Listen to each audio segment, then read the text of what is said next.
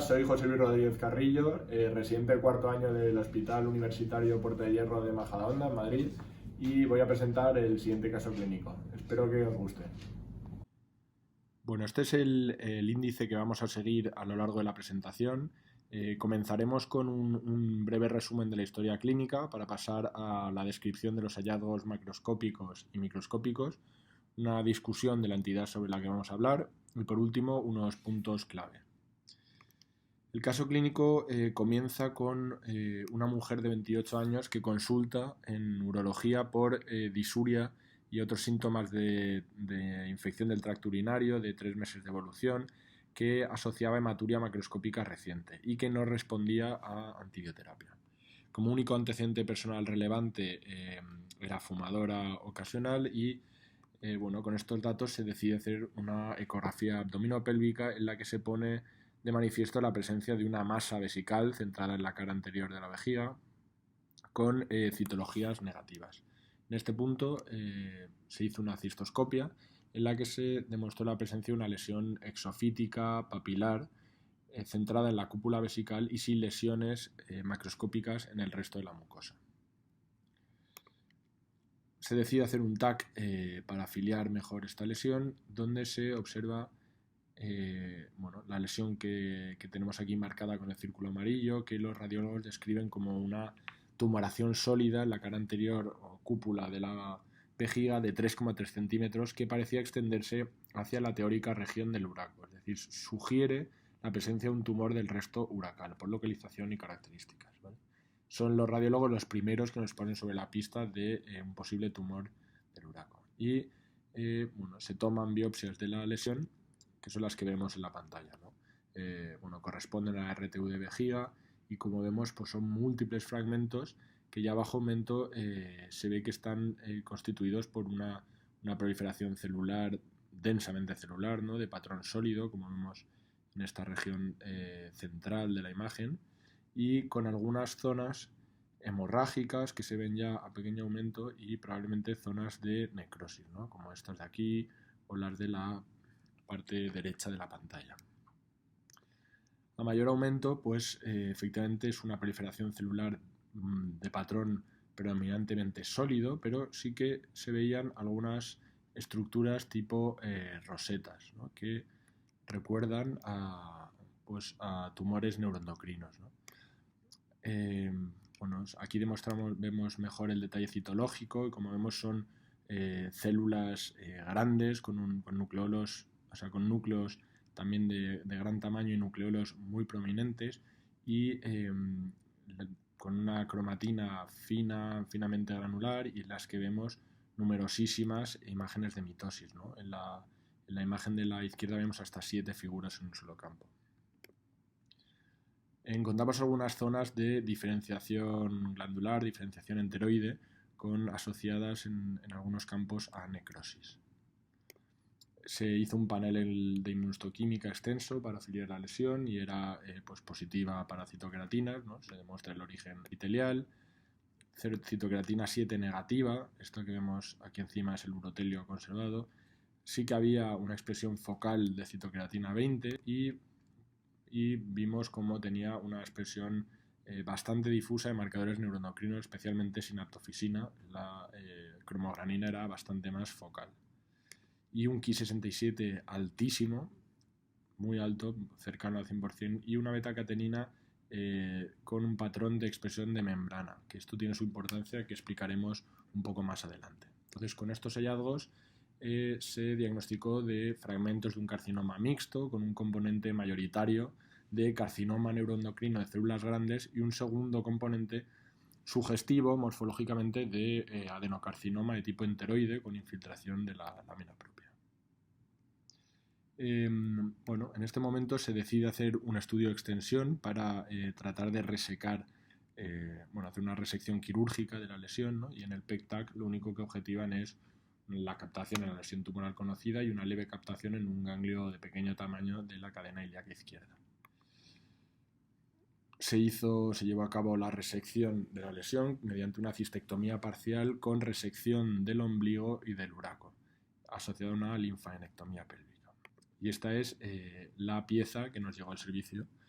que, bueno, como veis, está constituida por esta zona central que corresponde a una pastilla de mucosa vesical, ¿no? Que vemos que está ulcerado en su porción central y que se continuaba con un cordón fibroso que correspondía al remanente del uraco y la cicatriz del ombligo.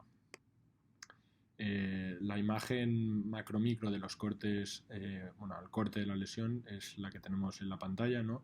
En la foto de la izquierda podemos ver cómo tenemos en la zona superior la mucosa urotelial, que vemos que está ulcerada en su porción central, y el tumor, que vemos que es sólido, de color amarillo, blanquecino, y que está centrado sobre todo en la pared de la vejiga, ¿no? Parece que, aunque la mucosa está ulcerada, no está en contacto con la lesión tumoral principal, o no sale de la mucosa urotelial, ¿no? Y la imagen microscópica que muestra lo mismo, ¿no? Vemos el urotelio, como está ulcerado en su porción central, y cómo el tumor parece que está en la pared de la vejiga, más que salir del urotelio. De nuevo, morfológicamente muy similar a los fragmentos que habíamos visto en la RTU, con alguna zona, aunque esta vez mucho más focales, era mucho más difícil de encontrar, de diferenciación enteroide y con un patrón de expresión positivo para CDX2, y de nuevo con diferenciación neuroendocrina, ¿no? Una vez más la cromorranina algo más focal que la sinaptofisina. Con todo, se diagnosticó de un carcinoma neuroendocrino del uraco tipo células grandes con un tamaño máximo de 3 centímetros y localizado en el espesor de la pared vesical, de la cúpula y del tejido adiposo, que con un estadio clínico, un estadio patológico, T3N0. Entonces, vamos a hacer una discusión, un resumen de la entidad, ¿vale? Y empezaremos explicando qué es el uraco, ¿no? Porque creo que son tumores muy raros y que merece la pena repasar de forma rápida. Entonces, el uraco es un remanente embriológico constituido por la unión de dos estructuras, ¿no? La cloaca y la alantoides, y lo que une en el adulto sería la cúpula vesical con el ombligo, y está formado por un canal central revestido por urotelio, un tejido conjuntivo submucoso que lo rodea y una última capa externa de músculo liso. Lo habitual es que en adultos esta estructura se oblitere y acabe formando un cordón fibromuscular que denominamos el ligamento umbilical medio, pero hasta un 32% de los adultos tienen persistencia de esta estructura y lo vemos en hasta un 30% de adultos sanos, ¿no? Esta sería la imagen histológica del uraco, ¿no? Ese canal central revestido por urotelio y con muscular alrededor. Y bueno, decir que los tumores del uraco son la mayoría originados a partir del urotelio, que son tumores muy raros, menos del 1% de los cánceres de vejiga, y que la localización más frecuente, y esto es muy importante, es en la cúpula vesical. La mayoría son adenocarcinomas y hasta el 24% pueden tener diferenciación no glandular, ¿vale? Esto sería la clasificación. A grandes rasgos tenemos dos grupos, que son las neoplasias glandulares en azul y las no glandulares en rojo, y me parece importante destacar que dentro de las neoplasias glandulares hay tumores benignos como adenomas y que hay neoplasias mucinosas quísticas que se clasifican exactamente igual que su homólogo en el ovario, ¿no? Como neoplasia, como cistadenoma mucinoso en la contrapartida benigna, el tumor mucinoso quístico de bajo potencial y el infiltrante, que sería ya el adenocarcinoma quístico, ¿no? Dentro de los... Bueno, esta sería una imagen del cistoadenoma y esta una imagen del adenocarcinoma cístico mucinoso. Dentro de los adenocarcinomas no quísticos, pues el más frecuente es el mucinoso, seguido del tipo entérico. Y dentro de las neoplasias no glandulares, que son mucho más raras, el más frecuente sería el urotelial, en segundo lugar el escamoso y en tercer lugar y menos frecuente el neuroendocrino, ¿no? Que era nuestro caso. Luego decir que hay formas mixtas tanto dentro de los no glandulares unos con otros como formas de adenocarcinomas con diferenciación no glandular. Bueno, estos serían ejemplos de adenocarcinomas no quísticos, ¿no? El tipo mucinoso, el tipo enteroide o el tipo en célula anillo de sello. Y bueno, tener en mente que el diagnóstico diferencial de los adenocarcinomas de Uraco son sobre todo con adenocarcinomas colorectales, ¿no? Porque morfológicamente pueden ser muy similares. Y bueno, para ellos son muy importantes las características clínicas y radiológicas, por supuesto, pero hay algunos marcadores inmunohistoquímicos como la beta-catenina o la citocreatina 34 beta de 12 que pueden ser de utilidad, ¿no? La beta-catenina, como mostramos en la imagen anterior, pues en los tumores colorectales suele ser de patrón nuclear, ¿no? Pues activación de la vía Wnt, mientras que los de Uraco suelen tener un patrón de membrana. Pero bueno, no existe ningún marcador específico para confirmar o descartar el carcinoma de Uraco, que es algo importante.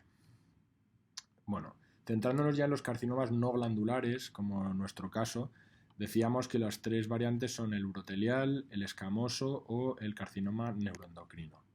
Y los criterios diagnósticos para clasificar estos son estos 5 y son criterios muy importantes y en los que hay que basarse siempre para hacer este tipo de diagnósticos. Y bueno, hay que tener en cuenta que siempre están localizados, casi siempre, en la cúpula vesical, y si no es en la cúpula, en alguna porción de la línea media, y que estos, los no glandulares, en ocasiones pueden localizarse en zonas supravesicales, ¿no? Más próximas al ombligo. Muy importante que el epicentro siempre que está alejado de la superficie urotelial, o sea, son tumores que no derivan del urotelio de la mucosa vesical, sino del uraco.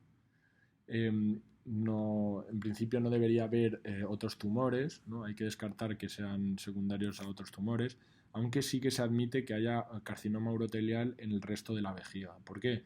Pues porque el urotelio del uraco habitualmente está expuesto a los mismos carcinógenos que la mucosa vesical y por tanto no es infrecuente que, como están comunicadas, haya carcinomas uroteliales en el uraco a la vez que en el resto de la vejiga, ¿no?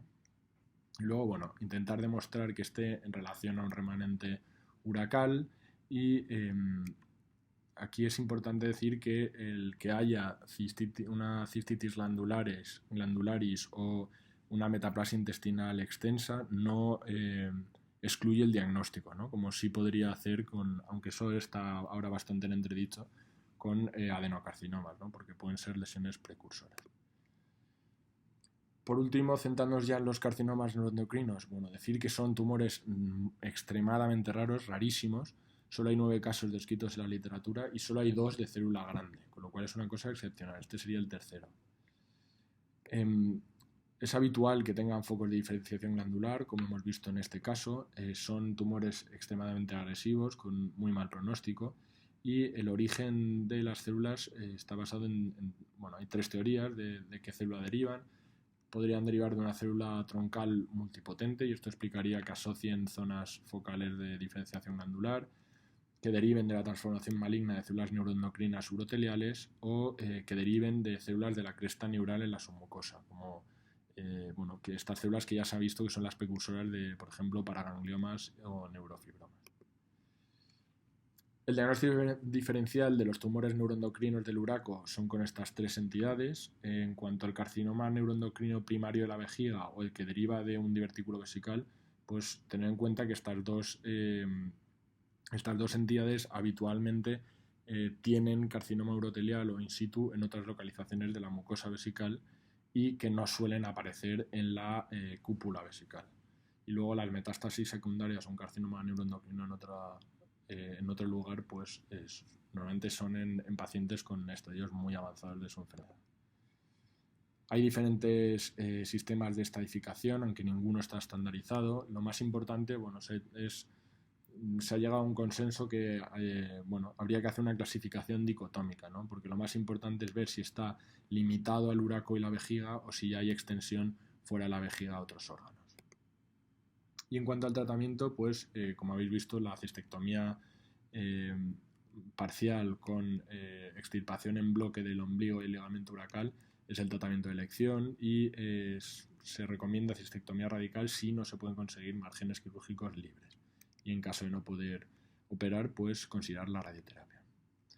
Para acabar, bueno, unos puntos claves: decir que la localización de los carcinomas del uraco es un dato diagnóstico clave, porque todos están prácticamente localizados en la cúpula de la vejiga urinaria y todos tienen su epicentro en la pared vesical, ¿no? Nunca en el urotelio de la vejiga. Son tumores con muy mal pronóstico y que la presencia de carcinoma urotelial vesical o cistitis quística no descarta el diagnóstico. Es importante tratar de encontrar restos de uraco presentes, pero que no los haya no es tampoco un criterio de exclusión diagnóstico. Y por último, la inmunohistoquímica no discrimina inequívocamente entre un origen uracal y colorectal, aunque sí que puede apoyar el diagnóstico. Bueno, espero que os haya gustado y muchas gracias.